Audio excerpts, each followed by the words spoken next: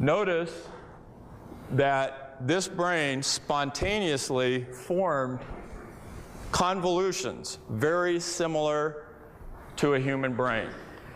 And that's in a single step mutation. And the fact that they can do something in the laboratory certainly is not proof that it did happen in nature. So again, you're back to a religious belief, not a scientific statement, okay? And the convolutions, I think, would be normal. See, humans have a section of the brain called Broca's convolution that allows speech. No other animal has that. There are giant steps in our brain. Even arranging them in order wouldn't prove it happened. You could take an animal with a small brain and an animal with a big brain. That proves no relationship. If I get buried on top of a hamster, that does not prove he's my grandpa, okay? So what they're doing is they're doing stuff on paper and imagining how it might have happened. This is not real science. This is imagination. This is fairy tale stuff. So you can play with the genes and cause them out. They do the same thing with polyploidy with vegetables and stuff. You can take strawberries and manipulate the genes and they double the chromosome number and you get giant strawberries that taste terrible. Okay? But they're twice the size. That's not new information. It's a doubling of existing information. No different than a cow having 5 legs or something, you know. It's not new information. It's a doubling or expanding of existing information. There are no examples where a naturally occurring mutation has caused an increase in genetic complexity. Richard Dawkins, who refused to debate me from Cambridge University when I was over there a few months ago, Richard Dawkins was asked on TV, he said, can you think of one example of a mutation that has caused an increase in genetic complexity? Evolution would require billions of them. Can you name one, please? He was dead silent for 19 seconds. Finally, he said, shut off the camera, please. There aren't any. There are none. So, had to be designed, my case, okay? Okay, I don't think I am the issue at all. I think the truth is the issue, and God's Word is the issue, which is basically at stake. I had probably 15 of Dr. Rainbow's students come to tell me that he spends his entire class pushing the evolution theory and really gives creationists or Christians a hard time. So he's using tax dollars to do that. So I guess I feel like I'm defending truth. I'm not defending me. If I came across as prideful, I'm sorry.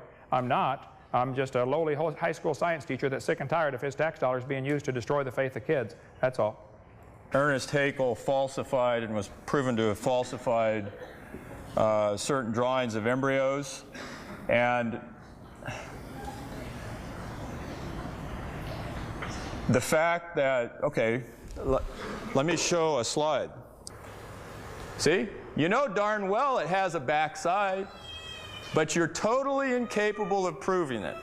We know darn well that macroevolution is taking place on other grounds that I don't have time to talk about, but we are in fact completely incapable of proving it for the reasons that I've just given you. Okay? Okay, and I think that demonstrates clearly what I've been saying all night. It's a religion. It's not a faith. I mean, it's not a science, okay?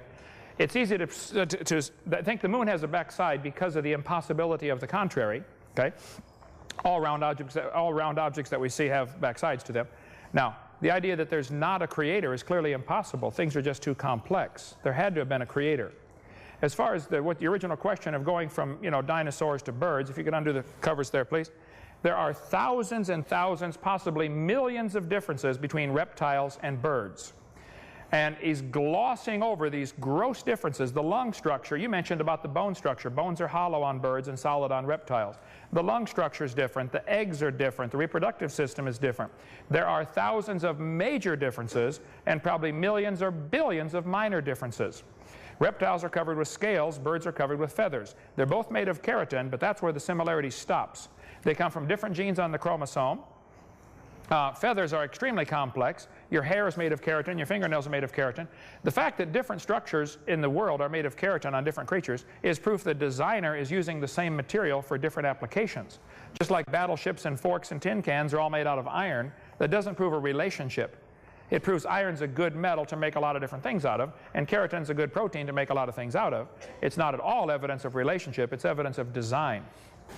When he was asking the question, order cannot arise from disorder, do you agree with that statement? I was shaking my head because I knew that's a trick question. He's probably used this on thousands of students through his class. And it's a trick question, and the student goes away baffled like, wow, I guess I was wrong. The question is, can order arise from disorder without an intelligence behind it? He demonstrated it requires an intelligence behind it, but he's not going to tell that to the students. It required an intelligence. It required a design in the molecule of the water or a design in the DNA. I do tell my students that. Okay, but it's deceitful to say that the second law of thermodynamics, that evolution violates it. It doesn't violate it. Evolution does violate it because they want to get all this stuff to evolve without the designer. That's what it boils down to. Now, adding energy does not help, okay? The universe is a closed system by definition, and adding energy is purely destructive unless there's a mechanism to use the energy. I point out the Japanese added energy to Pearl Harbor. They didn't organize a thing. We added energy to Hiroshima and Nagasaki. Didn't organize anything over there either. So the second law of thermodynamics, evolution does violate the known second law of thermodynamics, and I think it's deceitful to say that it doesn't with the examples that he gave, because that's a clear example for creation, not for evolution. Tell us, please, what is your okay, I teach general biology at Antelope Valley College, all right? It's a public school. Right. Supported by taxpayer funds. Correct.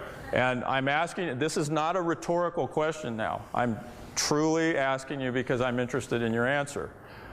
What do you think I should do, given the fact that I can't stand up and sing the doxology, okay, even though a lot of my students are Christians, right? What do you think I should teach scientifically about how living things got here? Okay. You mentioned fossils are rare. That is not correct. Fossils are abundant. There are trillions of fossils. Transitional fossils are rare. I think they're totally non-existent. There are many major evolutionists like Stephen Gould and Niles Eldredge who would disagree with you. They would say there are no transitional forms. That proves evolution happened quickly. So the problem is not that fossils are rare. The problem is that fossils that support your theory are rare. Okay. Then you also mentioned give us time. Okay. It's been 140 years. What you're saying is we don't have the evidence yet. I think most people would agree with that. There isn't the evidence. There are giant gaps in the record. So until you get the proof, stop teaching it like science. It's not science. Now, you should tell. Now, I'm answering your question. Okay, you're telling me what I shouldn't teach. I'll tell you what you should. What I should teach. You should teach the kids we observe animals producing the same kind of animals. We don't know how they got to this planet. But I'm telling you, the textbooks at Antelope Valley College do not teach evolution as a theory. They teach evolution as a fact. They do, that's true. And it shouldn't be done that way. Stop doing that. So teach kids, dogs produce dogs. Teach the kids, if you teach biology, teach all the muscles, the bones, the nerves, that we're amazingly designed. Stop telling them this is adapted to their environment. Start telling them it's probably designed for their environment. If the kid says, who's the designer? Say, I don't know. We're not here to talk about that. I don't know if it's Allah or Buddha or Jehovah or a mysterious process we don't know yet. All I know is it looks like it's designed. So are you saying that I can't try to say anything at all about the origin of living things? I mean, one of science's greatest quests, whether it be astronomy, where did stars and galaxies come from, geology, one of science's greatest quests is to explain the origins of things. That's a fascinating question. Right. This stuff's here. How did it get here? You'd have to have concrete in your brain to not wonder that. Okay, and that's so. One of the greatest goals of science is to explain the origins of things. So what do I say positively about origins? I would say that would raise several major questions. I don't think science can handle the subject of origins. It's not part of science. We observe dogs producing dogs. How the original dog get here is outside the realm of science. Don't discuss it. No matter what you say about origins, either side is going to upset somebody. If you talk the creation view, you're going to upset the evolutionist. If you talk the evolution view, you're going to upset the creationist. The subject cannot be discussed in a taxpayer-funded school without alienating somebody. It's unnecessary to biology. You could teach all about the anatomy of frogs and hamsters and humans and whales without ever getting into origins. Why waste time on it? There's so much to learn. If we want students to be good doctors someday, they need to learn the biology. The origins has nothing to do with it. There isn't a doctor on this planet that does surgery on people that his study of origins has anything to do with his surgery on these people. It has nothing to do with it. Okay? So it raises a much bigger question of, should we even have public schools? Because they are getting into the origin subject. Maybe everybody should just go to privately funded schools. The Muslims can teach what they believe, the Catholics can teach what they believe, the Baptists teach what they believe, and then strict competition. The better doctors would win out the jobs. It wouldn't matter. I'm telling you, the subject of evolution is unnecessary. It's counterproductive. It's a waste of time, and it's not science. Why is it included?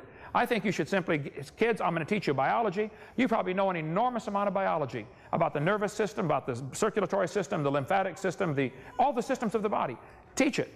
Leave the origins out of it. Contrary to what some of my students say, about 85% of what I teach in my general biology course is not evolution. Good. I get accused all the time, oh, Dr. Rainbow, that's all he ever teaches is evolution. That is complete poppycock. You look at my syllabus, I'm teaching them about DNA and RNA and proteins, and That's good. so I do. You asked what I thought you should do. I would leave out the other 15% then and make it 100% biology. Just teach biology.